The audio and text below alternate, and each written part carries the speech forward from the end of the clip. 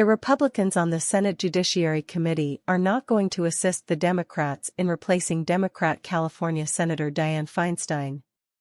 President Joe Biden has been hampered in getting his judicial nominees approved because of Senator Feinstein's absence, and Republicans are planning to block the Democrats from replacing her on the Judiciary Committee, CNN reported. Democrats would need 60 votes to replace Feinstein on the panel, but senior Republicans in leadership and on the committee made clear Monday that they would not give them the votes to do that. The result, at least 12 nominees, and maybe more, could be stalled if Feinstein does not return soon. The stakes are high for Democrats, who could see key agenda items thwarted, both on the committee and on the Senate floor, if they are unable to replace Feinstein and the California Democrat does not return to Washington soon. Senate Republicans will not take part in sidelining a temporary absent colleague off the committee just so Democrats can force through their very worst nominees, Senate Minority Leader and Kentucky Senator Mitch McConnell said. And he was not the only Republican who took a stand against assisting the Democrats. I don't think Republicans can or should help President Biden's most controversial nominees, Senator John Cornyn said. I support having Senator Feinstein come back as soon as she can.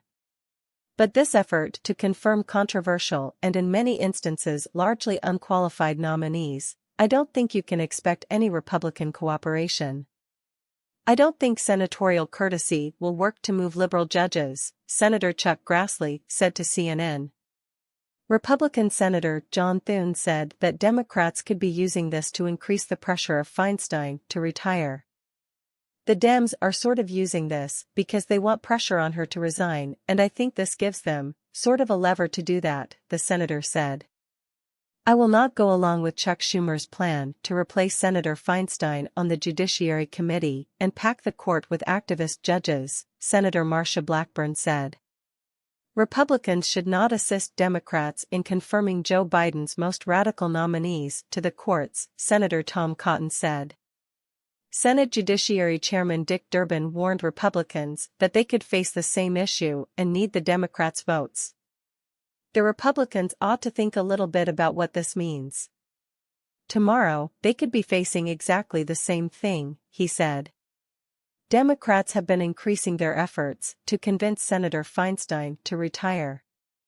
California Democrat Representative Ro Khanna appeared on Fox News Sunday and spoke with host Shannon Bream about having Senator Feinstein retire so that California Democrat Governor Gavin Newsom can appoint a replacement.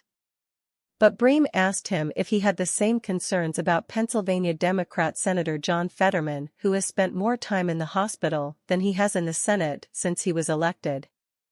It's one thing to take medical leave and come back. It's another thing where you're just not doing the job, he said. The reality here is the sense that you need to have a deference to these senators who served so long. How about a deference to the American people? How about an expectation that if you sign up to do one of these jobs, you show up? This has to do with someone who is just not showing up, and I said out loud what people have been saying in private, and this is how the Beltway works. They don't like it when you call out someone who's in power, and that's why people are unlikely to do it. But we've had so many calls from the American people and they say, yeah, that's right. If you're gonna sign up to do these jobs, show up, he said. On the other Sunday shows his fellow Democrats were having their feet held to the fire on the Senator Feinstein issue.